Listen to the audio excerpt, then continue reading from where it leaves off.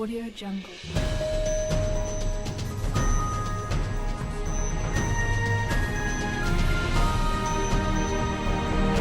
Audio Jungle. Boris Johnson has attacked Theresa May's Brexit plan, saying she had wrapped a suicide vest around the British Constitution and handed the detonator to Brussels. Writing in the Mail on Sunday, the former Foreign Secretary said the Chequers deal had opened the UK to perpetual political blackmail.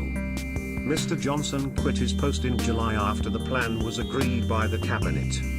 Some Tory MPs have strongly criticised his language in the article.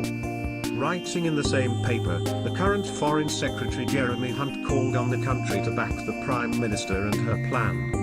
It is the first public comment from Mr. Johnson since he and his wife, Marina Wheeler, confirmed they were getting divorced earlier this week. The announcement followed newspaper allegations the former London mayor had been having an extramarital affair. In 2004, Mr. Johnson was sacked from a shadow ministerial role by then Conservative leader Michael Howard for allegedly lying over an affair with journalist Petronella Wyatt, something he had denied as an inverted pyramid of Biffle. Elsewhere, the Sunday Times has reported that Mrs. May's aides wrote a 4,000-word dirty dossier on Mr. Johnson in 2016, exposing a catalogue of lurid allegations against him. The paper says it has seen the document, said to have been written during the Conservative leadership contest, but officials at Downing Street and Conservative campaign headquarters have denied circulating it. A humiliation. In his newspaper article, Mr. Johnson accused the EU of bullying the UK, but questioned why the response had been so utterly feeble. He said that rather than getting a generous free trade deal, Britain is saying, yes sir, no sir, 3 bags full sir, to Brussels. At every stage of the talks so far, Brussels gets what Brussels wants, wrote Mr. Johnson. It is a humiliation. We look like a 7-stone weakling being comically bent out of shape by a 500-pound gorilla.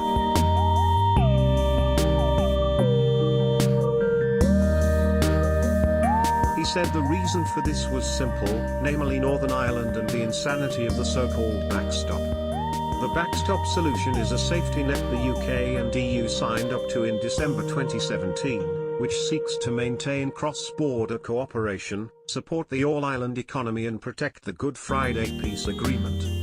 Mr. Johnson said agreeing to this had opened ourselves to perpetual political blackmail. He added, we have wrapped a suicide vest around the British Constitution, and handed the detonator to Michel Barnier, the EU's chief negotiator. Mr. Johnson wants the UK to pursue a technological solution for the border, but says the government has always had a secret agenda to keep the UK in the single market and customs union. He concluded, we have put our own heads deliberately on the block. The BBC's political correspondent Alex Forsyth said the scathing remarks showed Mr. Johnson's willingness to challenge the Prime Minister remains undimmed after the recent revelations about his private life. It is the former London mayor's second attack on the Prime Minister's Brexit strategy inside a week, as last Monday he used his Daily Telegraph column to say the Chequers deal means disaster for Britain.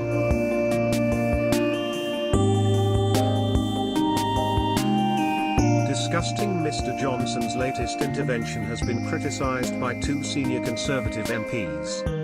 Former Army officer and member of the Foreign Affairs Select Committee Tom Tugendhat graphically described the aftermath of a suicide bomb that had gone off near his office in Helmand Province, Afghanistan. He said comparing such an attack to the PM's plans isn't funny, adding, some need to grow up. A suicide bomber murdered many in the courtyard of my office in Helmand. The carnage was disgusting, limbs and flesh hanging from trees and bushes.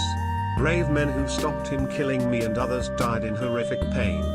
Some need to grow up. Comparing the PM to that isn't funny. Foreign Office Minister Sir Alan Duncan criticised his former boss, saying the article was one of the most disgusting moments in modern British politics. He added that if this latest broadside was not the end of Mr. Johnson's political career, I will make sure it is later. Mr. Hunt expressed his support for Mrs. May and the Chequers deal in the newspaper on the opposite page from Mr. Johnson's article. He wrote that the PM is better than anyone I know at holding the line in the face of intense pressure.